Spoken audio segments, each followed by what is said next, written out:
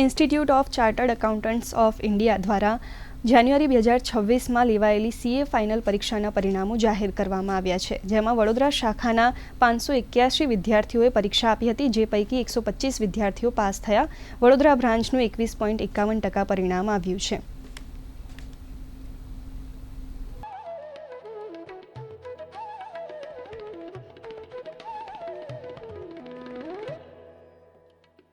આખા ઇન્ડિયામાં ટોટલ આપણા 10 થી 11% જેવું રિઝલ્ટ છે, જેમાં 7500 જેવા સ્ટુડન્ટ્સ ચાર્ટર્ડ એકાઉન્ટન્ટ થયા છે. બરોડાની અંદર કહીએ તો 190 જણા બોથ ગ્રુપ એક્ઝામ આપી રહ્યા હતા, એટલે કે બંને ગ્રુપની એક સાથે એક્ઝામ આપી રહ્યા હતા. 190 જણા હતા, જેમાંથી 30 પાસ થયા છે, જે 15 થી 16% જેવું રિઝલ્ટ છે. એટલે આખા ઇન્ડિયાના 10-11% રિઝલ્ટની સામે બરોડાનું 15% જેવું રિઝલ્ટ છે, જે બહુ જ સારું રિઝલ્ટ છે. બહુ ઘણા ટાઈમ પછી એટલું સારું રિઝલ્ટ આવ્યું છે બરોડાનું. ICAI ટીમનો બી ખૂબ સપોર્ટ હોય છે અહીંયાથી, અને જે એક્ઝામ લી હોય છે એમાં કોન્સ્ટન્ટલી ભણવાનું ચાલુ રાખવું પડે છે. અહીંયા લાઇબ્રેરીની બી સુવિધા આપી છે, અને બસ એવું જ છે કે તમે 11 to 12 અવર્સ જેવું ઇફેક્ટિવ સ્ટડી કાઢી શકો તો એક્ઝામ ડિફિકલ્ટ નહીં હોતી.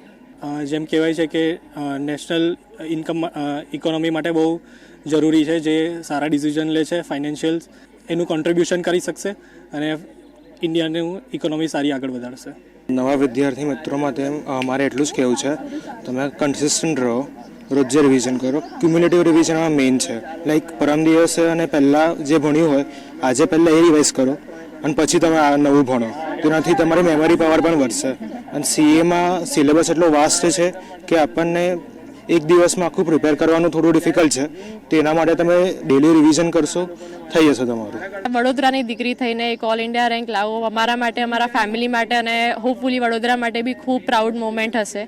આઈ હોપ કે હું આ મારી જે રેન્ક લાવી છે, જે પોઝિશન લાવી છું, એનું આપણા દેશ માટે એક સારું કોન્ટ્રીબ્યુશન આપી શકું અને દેશનું નામ, ICAIનું નામ, મારા ફેમિલીનું નામ, વડોદરાનું નામ આગળ વધારી શકું.